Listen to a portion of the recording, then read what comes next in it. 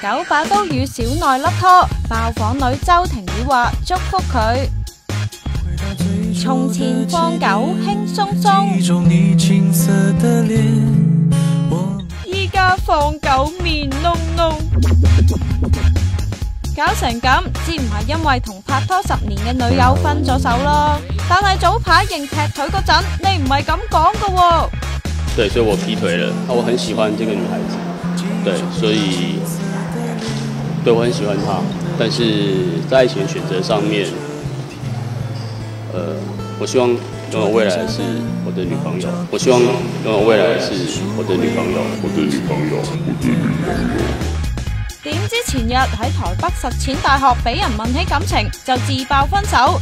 尋日凌晨4點仲喺 Facebook 度認多次分手，轉口風轉得咁快都有嘅。之前我同小內認真討論過之後，決定都係分開比較好。其實我哋分開已經有好一段時間㗎啦，而我以前對感情發言太多，反省過後，今次希望小妍係比較成熟嘅做法。畢竟我哋冇打算滿足其他人嘅好奇心，只係想多謝周遭所有朋友嘅關懷。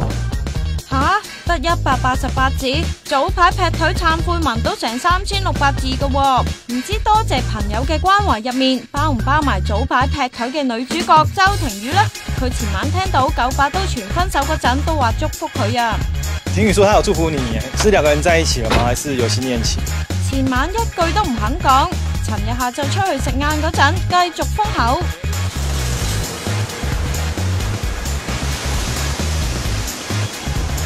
雖然周庭宇都傳出有新歡啫，但係你個樣都唔使 keep 住咁燶嘅，因為疑似新歡，中視主播陳志堅否認咗，話同周庭宇只係朋友咋。